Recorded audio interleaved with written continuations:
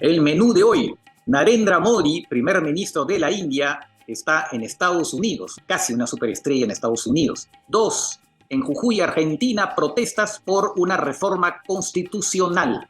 Y tercero, en nuestra sección es bueno saber qué es la financiarización de la economía. Hablemos del Mundo es auspiciado por Teje Láser Oftálmica. Teje Láser Oftálmica, comprometidos con tu visión. I want to thank the United Nations for hosting us here today. I am grateful to the mayor and the city of New York for all their help and support in making this event. Soy Francisco Belaunde, bienvenidos a una nueva edición de Hablemos del Mundo. Y empezamos con el viaje del primer ministro de la India, Narendra Modi, a Estados Unidos. Se ha reunido ya con varias personalidades, como por ejemplo Elon Musk, al menos. También está en Naciones Unidas. Hay que recordar que en estos días se celebra el Día Internacional del Yoga. En fin, una serie de otras reuniones que va a tener el señor Narendra Modi. Y claro, este viaje incluye una visita de Estado. La visita de Estado en términos diplomáticos es más importante que obviamente que una visita de trabajo. Dura 3 días. Hay además una cena de gala con el presidente Biden. Y en cambio una visita de trabajo pues, puede durar solamente unas horas. O sea, no a todos los presidentes se les recibe en visitas de Estado, ¿no? Es una figura diplomática bastante especial. Bueno, así que el señor Narendra Modi está muy contento. Claro, hay que decir que Narendra Modi es muy importante desde el punto de vista geopolítico, porque la India es un país que Estados Unidos quiere poner, bueno, de alguna manera ya lo ha puesto de su lado en parte frente a China. La India tiene problemas con China en materia fronteriza, ¿no? Sobre todo en la zona del Himalaya, además una rivalidad geopolítica. Entonces Estados Unidos, claro, se ha puesto de acuerdo con la India para de alguna manera afrontar juntos el desafío chino, aunque claro, la India tampoco quiere ser totalmente aliado de Estados Unidos. Están juntos, por ejemplo, en un organismo, una especie de unión informal que se llama Quad, ¿no? Que reúne a 4 países que son la India, Estados Unidos, Australia y Japón, que no lo dicen de manera expresa, formal, pero de alguna manera ha sido creada, si se quiere, para hacer frente a China. Y tiene obviamente una finalidad también en gran parte militar. Y claro, además,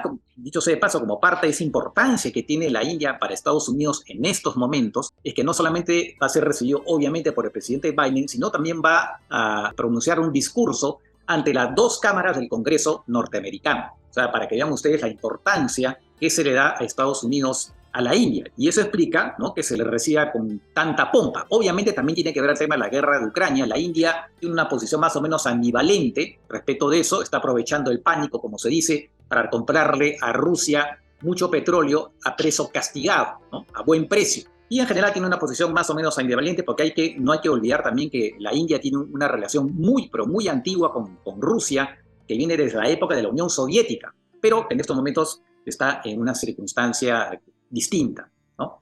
Ahora, obviamente este viaje, que tiene mucha importancia, como digo, desde el punto de vista geopolítico, también ha sido criticado por organizaciones de derechos humanos. ¿Y por qué?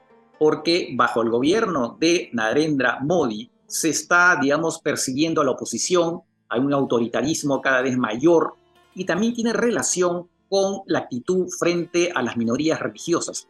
Narendra Modi es un ultranacionalista hindú, ¿no? La religión hinduista es que la mayoría de la población de la India profesa, pero hay minorías, en particular con la musulmana. Narendra Modi, antes de ser primer ministro, gobernaba el estado de Gujarat y fue acusado en ese momento de haber incentivado unas protestas, saqueos y agresiones a musulmanes que llevaron a la muerte más o menos 2.000 personas.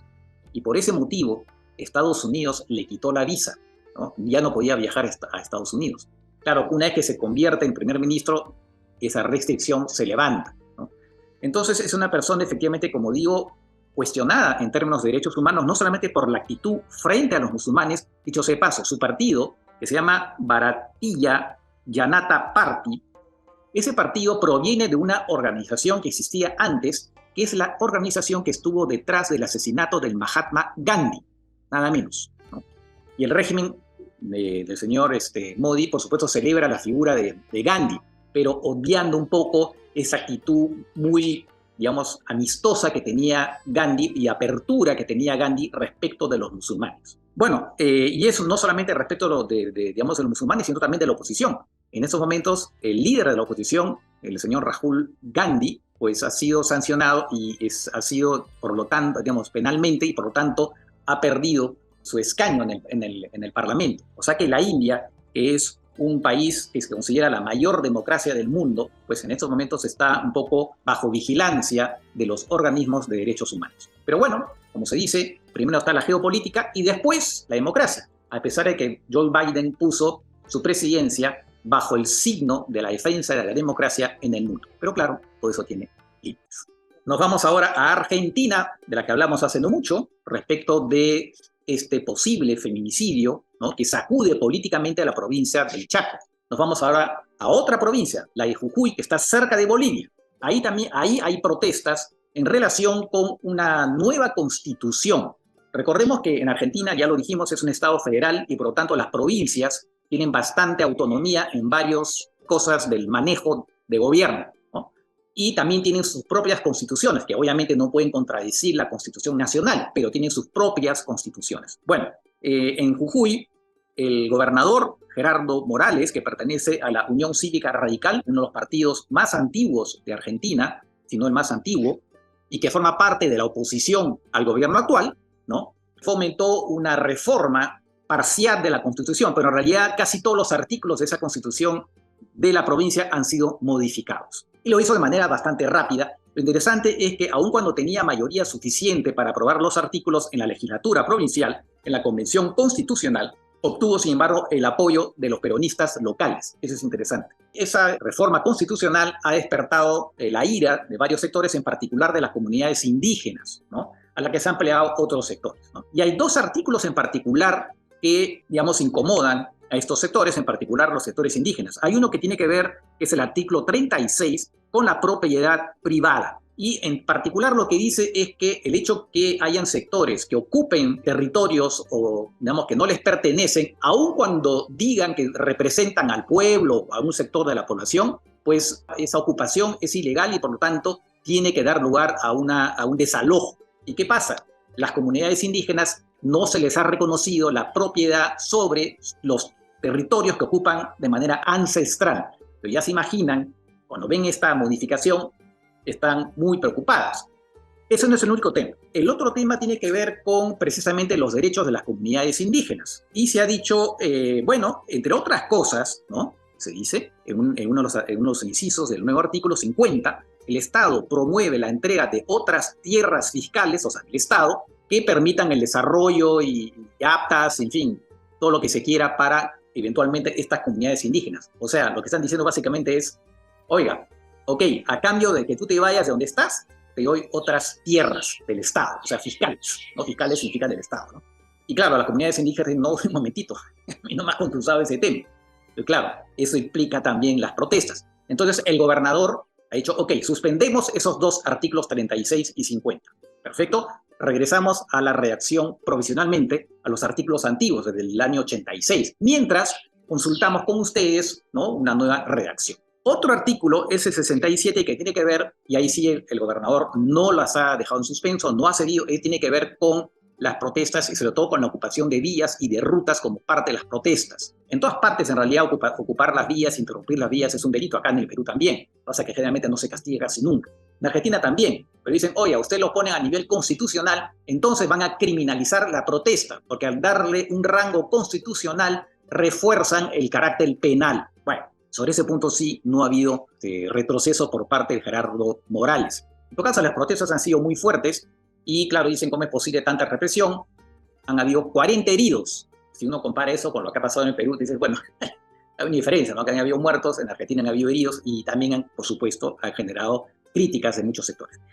Lo que se dice que en realidad, en parte, detrás de esa modificación constitucional que tiene que ver con la propiedad y los derechos de las comunidades indígenas, estaría el litio, porque es una zona al lado de Bolivia donde hay bastante litio. Es decir, ya. Lo que pasa es que se quiere asegurar concesiones, que en el caso de Argentina, quien da las concesiones no es el Estado central, sino la provincia, ¿no? Entonces, claro, dicen, acá está. Quieren asegurar dicen los críticos, lo que quieren asegurar es que las empresas privadas no tengan ningún problema para explotar el litio. Y bueno, obviamente se ha acusado al gobierno, Gerardo Morales ha acusado al gobierno nacional de haber enviado, ¿no?, piqueteros, que son estas personas sindicalistas que justamente son especializados en interrumpir las vías de comunicación, incluso las avenidas y las calles en Buenos Aires, ¿no?, de haber enviado muchas de estas personas para participar de las protestas violentas. Intentaron quemar el edificio de la legislatura provincial, en fin, todo ese tipo de temas. Dicho sea de paso, también hay protestas en Buenos Aires, ¿no? Han bloqueado la avenida 9 de Julio, una de las avenidas más importantes, ¿no?, en torno precisamente a lo que está pasando en Jujuy. Así que la cosa todavía no ha terminado, a pesar de las concesiones del gobernador Gerardo Morales. Y pasamos ahora a nuestra sección Es Bueno Saber. Y es bueno saber qué es la financiarización de la economía. Es un término que en principio no existe para el castellano, ¿no? Es un término que lo están utilizando pero que no está en el diccionario. ¿Pero qué cosa describe? Describe un rol cada vez mayor de los mercados financieros, de los actores financieros en la industria, en los sectores productivos, en la economía en general. Y esto, más o menos desde hace más de los años 70, ha comenzado a darse ese fenómeno. Y se expresa, por ejemplo, en que gran parte de las acciones, o parte importante en todo caso, de las acciones de varias empresas ahora están en manos de fondos de inversión, fondos de pensiones, o incluso podríamos hablar incluso de las AFP. ¿Y cuál es la finalidad de esos fondos? Quieren la rentabilidad inmediata, ahorita. Oiga, yo quiero invertir para de aquí a 10 años o aquí a 5 años, ¿no? Tener unas ganancias y además, claro, es un proyecto industrial interesante. Un momentito. Primero está el valor de la acción. Yo quiero que la empresa sea muy rentable ahorita y por lo tanto que la acción que hemos comprado suba. Se reprocha precisamente a estos fondos de inversión de exigir unas tasas de ganancia exageradas, ¿no? O sea, ahora, las empresas que normalmente, por supuesto, buscan ganancia, pero como ahora tienen incluso estos fondos de inversión que están incluso presentes en el directorio, que presionan para que se recorten gastos, oye, una ventajita pues para los trabajadores, no, señor, no, de ninguna manera. Eso, primero está la rentabilidad. Entonces, claro, es un tema bastante complicado, porque además hay un tema. Los dirigentes de la empresa, su remuneración es variable en función del valor de la acción. Pues, evidentemente le van a hacer caso a estos fondos de inversión, ¿no?, para que el valor de la acción sea lo más alto posible. Entonces son los que están detrás muchas veces de recortes que podrían beneficiar eventualmente a los trabajadores. Y hay otro tema más. Está muy en boga la práctica de que estas grandes empresas compran sus propias acciones. Y dicen, oye, tenemos un montón de liquidez, un montón de plata. ¿Qué hacemos con ella? Bueno, pues reparten entre sus trabajadores. No, mentira. Los inversionistas quieren un mayor retorno. Entonces lo que hago es comprar mis propias acciones para que el valor de la acción suba y así ganan los accionistas. Dicho sea de paso, ustedes que tienen dinero en las AFP, ¿no?, ustedes le exigen a la AFP, ya pues, deme pues una ganancia, ¿no?, es mayor.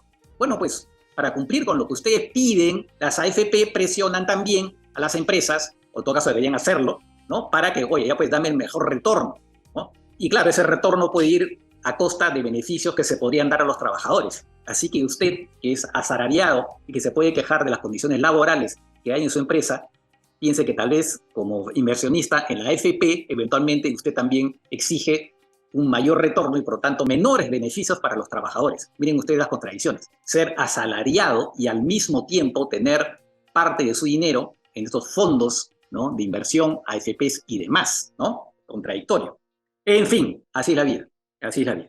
Bueno, y cerramos con lo que anunciamos también hace 2 días, ¿no? Hay un evento relacionado con la papa, organizado por el Centro Cultural Español, junto con la Embajada Española, el Centro Internacional de la Papa, la Unión Europea y también la Universidad de La Molina. Este evento se va a desarrollar en el Centro Cultural Español, que se encuentra en Natalio Sánchez 181, en el Cercado de Lima, a la altura de la cuadra 6 de la avenida Arequipa. Y ahí van a haber varios eventos relacionados con la importancia de la papa, tanto a nivel nacional como mundial, ¿no? Eventos de todo tipo, exposiciones, incluso un mercadillo y también actividades para los niños. Así que ya saben, hoy 22 hasta el 24. Muy bien, hemos llegado al final de esta edición y nos reencontramos mañana.